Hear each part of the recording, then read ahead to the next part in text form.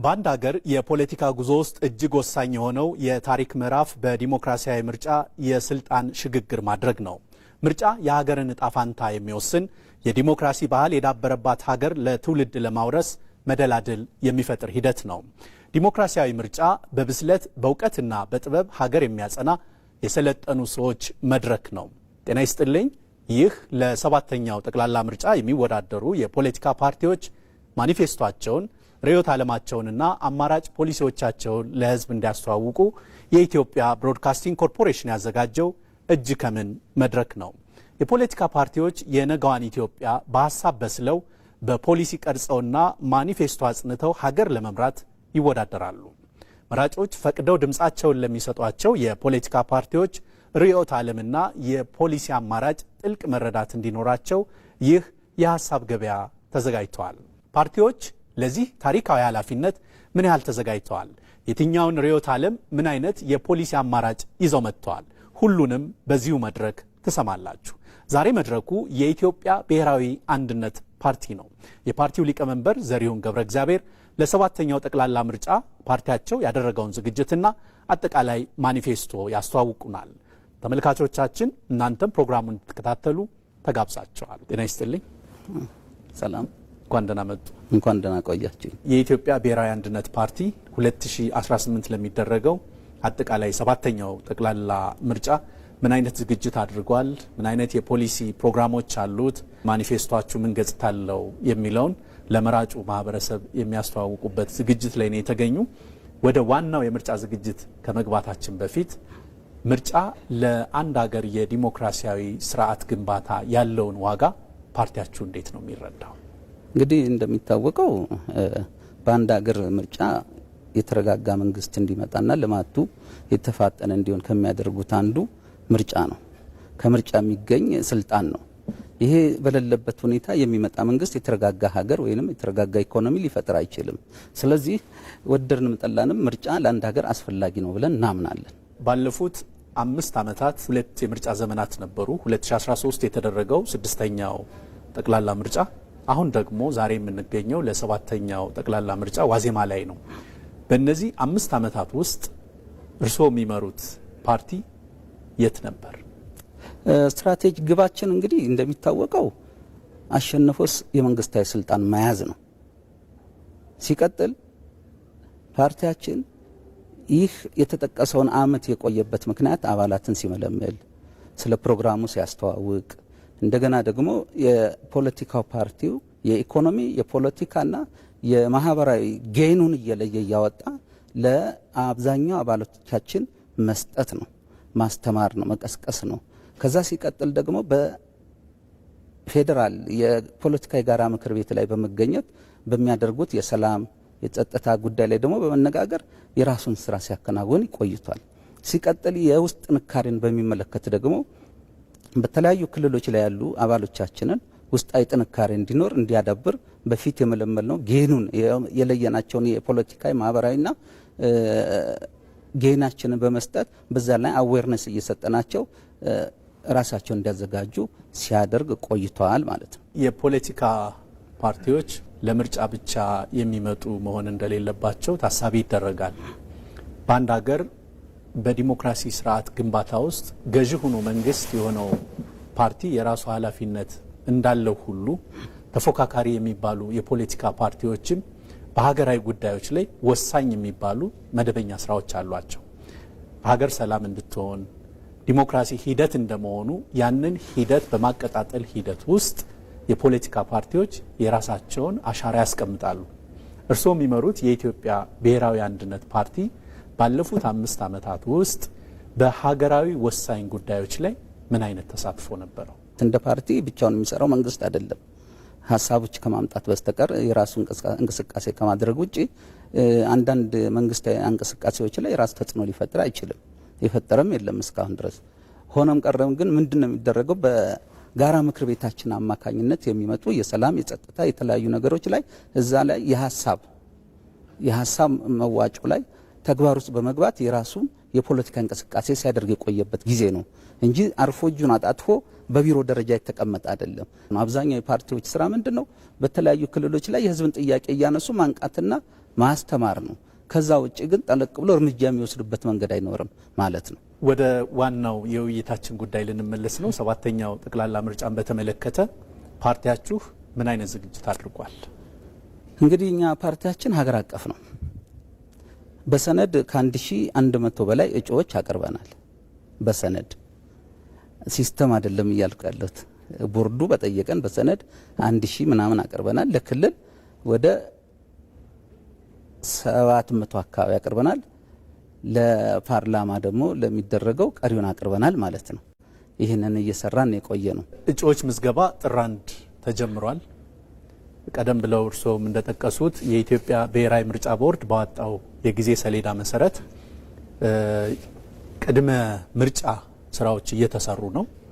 በተለይ ደግሞ ከጥር 1 ጀምሮ ፓርቲዎች አለን የሚሉትን የእጩዎች በየአካባቢው ዝርዝር እንዲያስገቡ ፕሮግራም ወጥቷል። በዚያ መሰረት ምዝገባ እየተካሄደ ነው። በሀገር አቀፍ ደረጃ ለሕዝብ ተወካዮች ምክር ቤት 38 የሚደርሱ የምርጫ ክልሎች አሉ።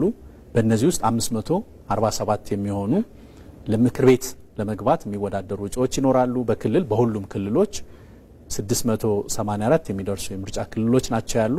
ከነዚህ ውስጥ በእነዚህ የምርጫ ክልሎች ውስጥ 2916 ከተወዳዳሪዎች መሀል ተመርጠው ወደ ክልል ምክር ቤት ይገባሉ።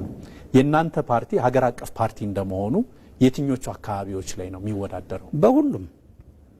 በሁሉም አቅርበናል፣ ከትግራይ በስተቀር ማለት ነው። ቦርዱ በሰነድ እናስገባ ባዘዘን መሰረት 1100 በሰነድ አስገብተናል። ሁሉም ጣቢያ ላይ አለን ማለት ነው። እሺ፣ የእጩዎች አመራረጥ ምን ያህል አካታች ነው? ሴቶች፣ አካል ጉዳተኞች? እዚህ ላይ ምን አለ መሰለ፣ ብዙም ጊዜ አሁን ሀገራችን ያለችበትን ሁኔታም ማየት ያስፈልጋል። ከሞላ ጎደል አካታች ነው ማለት እንችላለን በሴቶች። ግን ሴቱ በአብዛኛው ሰላምና ጸጥታ አስተማማኝ በሌለበት ቦታ ላይ ብዙዎቹ ፍላጎት የላቸውም። በዚህ መንገድ የተባለውን ያህል የለንም ማለት ነው። የኢትዮጵያ ብሔራዊ አንድነት ፓርቲ ከሌሎቹ ፓርቲዎች የሚለየው በምንድን ነው? እንግዲህ የዓለም ተጨባጭ ሁኔታ እንደምናየው ከሆነ እንኳን የኢትዮጵያ ችግር የዓለምም ችግር አንድ ነው። የሚለይበትን ብሎ ነገር የለም። እኛ የምንመራመረው ስለ ጠፈር ወይንም ስለ ማርስ አይደለም፣ ስለ ፕላኔት አይደለም። ስለዚህ ይሄን እንለያለን ምንልበት መንገድ የለም። ዞሮ ዞሮ ግን ኢትዮጵያ ችግሮቿ ብዙ ናቸው። እነዛን ችግሮች በመፍታትና ማህበረሰቡ የሚያቀርባቸውን ጥያቄዎች ከማጉላትና ያንን ድምጽ ከመሆን ባሻገር ሌላ የምንለይበት ይሄ ነው ብሎ ማቅረብ አይቻልም። ለምን? ፖለቲካ ሲስተማችን ሁሉ የህዝብን ችግር ማህበራዊ ኢኮኖሚያዊ ችግራቸው ማጉላት ነው። ኢትዮጵያ በምን ትመራለች የሚለውን እንጂ ከሌላው እንደ ማርስ ወይ ጠፈር ላይ ምርምር አይነት አይደለም እናካሂደውና ብዙ የሚለይበት መንገድ የለም። የዓለምን ችግር አንድ ነው እያልኩ ነው። የፖለቲካ ፍልስፍናችሁ ምንድን ነው? ሶሻል ዲሞክራሲ ነው። ከአንደቬኒያን ሀገሮች ዛሬ እኛን ጨምሮ የሚረዱን በዚህ ፍልስፍና ውስጥ ስላሉ ነው። ኢትዮጵያ ደግሞ ያለችበት ሁኔታ ይታወቃል። እኔም አንተም እናውቃለን። እንዴት ነው ቢባል አብዛኛው ችግር ላይ ያለ ህዝብ ነው። ይህ ህዝብ ሌላ አይነት ርዕዮተ ዓለም አይደለም። ይሄ ነው ሶሻል ዲሞክራሲ ብናመጣ ህዝባችን ታችኛው ህብረተሰብ ይጠቀማል ብለን ስለምናምን በዛ ምክንያት ነው ይህን ያደረግነው። የፖለቲካ ፓርቲዎች ይዘዋቸው የሚመጡ የፖለቲካ ፍልስፍናዎች ወይም ርዕዮተ ዓለሞች አንድ ሀገርን መምራት ያስችለናል ብለው የሚያቀርቧቸው አማራጮች ናቸው። ከፍልስፍናው ስር ደግሞ በየዘርፉ በፖለቲካው መስክ፣ በኢኮኖሚው፣ በማህበራዊ ጉዳይ ላይ አማራጭ የፖሊሲ ሰነዶች ይዘጋጃሉ።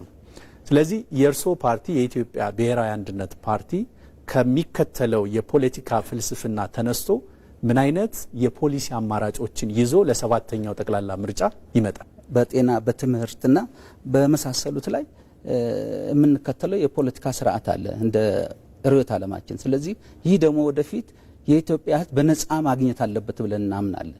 ስለዚህ የኢትዮጵያ ሕዝብ ቢመርጠን እነዚህን ነገሮች ሊጎናጸፍ ወይንም ሊያገኝ ይችላል የሚል ነገር አለን። ሕክምናን ጀምሮ ጤናን ጀምሮ ሁሉን ነገር ኢኮኖሚያዊ ችግሮች ያሉበትን በሙሉ ነፃ ማግኘት አለበት የሚል ፍልስፍና ነው ያለን። ጤናን በተመለከተ የህብረተሰባችን ዋነኛ ችግር ነው በአሁኑ ሰዓት ላይ እንደምናየው። ከታመሙ በኋላ አይደለም ህብረተሰብን ማከም የሚቻለው፣ አስቀድሞ መከላከል ነው። ስለዚህ እነዚህ አይነት የጤና ችግር የሚገጥመው ማንኛውም ህብረተሰብ በነፃ ማግኘት አለበት ብለን እናምናለን። ይህ ለምንድን ነው? ከምንከተለው ርዕዮተ ዓለም ሶሻል ርዕዮተ ዓለም ተነስቶ ነው። ኢኮኖሚውንም በሚመለከት ደግሞ አብዛኛው የኢትዮጵያ ህዝብ ችግር ላይ ነው ያለው።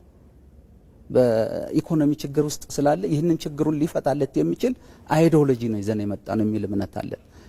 አንደኛ ይሄ አብዛኛው ውድነት ያላቸውን ነገሮች ሁሉ የተረጋጋ የኢኮኖሚ ሁኔታ እንዲኖራቸው በማድረግ ሌላው ደግሞ ትምህርት ነው። በአብዛኛው ትምህርትን አሁን ስንመለከት የቅንጦት እየሆነ ነው። ይህ ትምህርት እኛ ድሮ ስንማር በነፃ ነው የተማርነው በአብዛኛው በመንግስት ትምህርት ቤትና ይህ በነፃ የተማርነው ትምህርት ሌላውም ህብረተሰብ ማግኘት አለበት ብለን እናምናለን። ከየትም ሀገር አስጭነን እናመጣውም የትምህርት ቁሳቁስን ሀገራችን ውስጥ መመረት ይችላል። መጽሐፍ ሀገራችን መመረት ይችላል። ስለዚህ እነዚህን ነገሮች በማመቻቸት ኢትዮጵያ ውስጥ ትምህርት በነፃ የሚገኝበት መንገድ ለመፍጠር እንሰራለን የሚል እምነት አለን። በፖለቲካው በተቋማት ግንባታ ዘርፍ ተቋማትና ፖለቲካውን በተመለከተ በአብዛኛው ተቋማት የሀገራችን ዋናው አንድ ፓርቲ አገር አይመራም፣ ተቋማቶች ናቸው የሚመሩት። ስለዚህ ተቋማቶች ገለልተኛ የሆኑና ራሳቸው ችለው የሚንቀሳቀሱ የፖለቲካ እና የማህበራዊ ኑሮን የሚያሳልጡ ተቋሞች እንዲኖሩ እናደርጋለን። በተለይ ፍትህ ላይ የምንቸገርበትን ሁኔታ የተሳለጠ እንዲሆን ይህንን በጥንቃቄ የሚሰሩ ተቋማትን ለመገንባት እንሞክራለን። ከመንግስት ጣልቃ ገብነት ውጪ ማለት ነው። ሰባተኛው ጠቅላላ ምርጫ ፍትሃዊ ዲሞክራሲያዊ ሆኖ እንዲካሄድ የሁሉም ሰው ርብርብ ያስፈልጋል። የፖለቲካ ፓርቲዎች የራሳቸው ሚና አላቸው። መንግስት የራሱ ኃላፊነት አለበት። ምርጫ ቦርድ የሚሰራው ስራ አለ። መራጩ ማህበረሰብም የፖለቲካ ፓርቲዎች ከሚያቀርቡት አማራጭ ሀሳብ ተነስቶ ድምጹን እንደሚሰጥ ይጠበቃል። እርስዎ የሚመሩት የኢትዮጵያ ብሔራዊ አንድነት ፓርቲ ለሰባተኛው ጠቅላላ ምርጫ ዲሞክራሲያዊነት ምን ዝግጅት አድርጓል? አንዱ እኮ ዝግጅቱ እጩዎችን ማቅረብ ነው። ፓርቲው ወደ ምርጫ ለመምጣት ሰላማዊ ዲሞክራሲያዊ ሂደቱን ጠብቆ እንዲሄድ እጩ አቅርበናል። ቀጣይ ደግሞ ድምጽ እንዲሰጥ ማህበረሰቡ እንዲመዘገብ እንቅስቃሴ ካሁኑ ጀምረናል። እንዲመርጠን ማለት ነው። ይሄ እኛ ያቀረብናቸውን እጩ እንዲመርጥ እንቅስቃሴ ውስጥ አስገብተናል ማለት ነው። ሶስተኛ ሰላምና ጸጥታውን ነው። ይሄ ትልቁ ድርሻ መንግስት እጅ ነው ያለው፣ እኛ ጋር አይደለም። ስለዚህ እኛ እጅ በሌለ ነገር ፓርቲው እሰራለሁ ብሎ ቃል አይገባም። ሰላምና ጸጥታውን መንግስት ይበልጥ እንዲጠብቅ ማድረግ አለበት። ከዛ በተረፈ ግን እንቅስቃሴ ውስጥ ገብቶ ኢንቮልቭ ማድረግና ሜዳው ላይ የመጫወት የኛ ፋንታ ነው። 1100 አቅርበናል። እነዚህ ጮዎች እንግዲህ ሲስተሙ ካስገባልን ሰየኑ ካላስገባል ሊቀንስ የሚችል ይሆናል የሲስተሙ ችግር። ስለዚህ እነዚህ ነገሮች አይተን መጨረሻችን ጨዋታው ሰላምና ዲሞክራሲያዊ ታማኒነት ሆኖ እንዲያልቅ የበኩላችን አስተዋጽኦ እናደርጋለን። ለምርጫ ዲሞክራሲያዊነት ሂደቱ ላይ የሚደረገው ጥረት እንዳለ ሆኖ ምርጫ፣ ቅድመ ምርጫ፣ ድህረ ምርጫ የሚባሉ ሂደቶች አሉት። ለቅድመ ዝግጅቱ ያደረጋችሁትን እንቅስቃሴ ያህል ድህረ ምርጫ ያለውንም ሂደት ዲሞክራሲያዊ ለማድረግ ፓርቲያችሁ ምን ሚና አለው? እንግዲህ አባሎቻችንና ደጋፊዎቻችን በተቻለ መጠን ማንኛውንም ነገር ተቆጥበው ወደ ምርጫው ገብተው ሰላምና መረጋጋትን እንዲፈጥሩ ማድረግ ነው። ከዛ ውጪ ከኛ ቁጥጥር ውጭ በሆነ ሁኔታ ውስጥ ቃል መግባት አንችልም። የኢትዮጵያ ብሔራዊ አንድነት ፓርቲ ድምጽ አግኝቶ ሀገር የመምራት እድል ቢያገኝ ኢትዮጵያ በሚቀጥሉት 5 ዓመታት ምን ገጽታ ይኖራታል? የተረጋጋና ሰላሟ የተጠበቀ ማንኛውም ኢትዮጵያ ሕዝብ ከቦታ ቦታ የሚንቀሳቀስባት እንደፈለገው ነግዶ የሚያተርፍባት ወልዶ የሚስምባት እና ይሄ አሁን የምናየው የፈለገውን ሃይማኖት የሚያመልክባት የተረጋጋች ኢትዮጵያ እናደርጋታለን ብለን እናስባለን። ፓርቲውን በሚመለከት ቀረ የሚሉት ሀሳብ ካለ እሱን መልእክት እንዲያስተላልፉ እድሉን ሰጥቶታል። ህዝቡ የምርጫ ካርዱን አስቦ አልሞ በኋላ ማልቀስ የለበትም። አሁን እጁ ላይ ነው እድሉ። ሰራተኛውም ሆነ ህዝቡም ሆነ ሃይማኖት መሪውም ሆነ አሁን እጁ ላይ ነው። ይችን እድሉን ተጠቅሞ የማያለቅስባትን ሀገር ለመመስረት ድምጽ እንዲሆነን እንጠይቃለን። ዘሪሁን ገብረ እግዚአብሔር የኢትዮጵያ ብሔራዊ አንድነት ፓርቲ ሊቀመንበር እዚህ ኢትዮጵያ ቴሌቪዥን ስቱዲዮ ተገኝተው ለምርጫው ያደረጋችሁትን ዝግጅትና አጠቃላይ የፓርቲውን ርዕዮተ ዓለም ስላስተዋወቁ እጅግ አድርጌ አመሰግናለሁ። አመሰግናለሁ። እኔ ክቡራትና ክቡራን ስትከታተሉ የቆያችሁት ለ7ኛው ጠቅላላ ምርጫ ራሳቸውን እያዘጋጁ የሚገኙ የፖለቲካ ፓርቲዎች የያዟቸውን አማራጭ የፖሊሲ ሀሳቦች ማኒፌስቶአቸውን የሚያቀርቡበትን ዝግጅት ነው። ፓርቲዎች ዛሬ እዚህ መድረክ ላይ ያቀረቡት የፖለቲካ ፕሮግራም ነገ ሀገር ለመምራት የሚጠቀሙበት ሰነድ ነው። የኢትዮጵያ ብሮድካስቲንግ ኮርፖሬሽን በቴሌቪዥን፣ በሬዲዮ፣ በዶት ስትሪም የማህበራዊ ሚዲያ አማራጮች የሀሳብ ገበያውን ክፍት እንዲሆን አድርጓል። ዲሞክራሲ የሚገነባው ፓርቲዎች ሲኖሩ ብቻ ሳይሆን ህዝቡ በንቃት የፓርቲዎችን ፕሮግራም መዝኖ ድምፅ ሲሰጥ ነው። የነገዋን ኢትዮጵያ በዲሞክራሲያዊ ስርዓት የበለጸገች በልጆቿ ሀሳብ የምትመራ እንድትሆን ሁላችንም እንትጋ። የዛሬውን አበቃ። ሀብታሙ ደምስ ነበርኩ። ጤና ይስጥልኝ።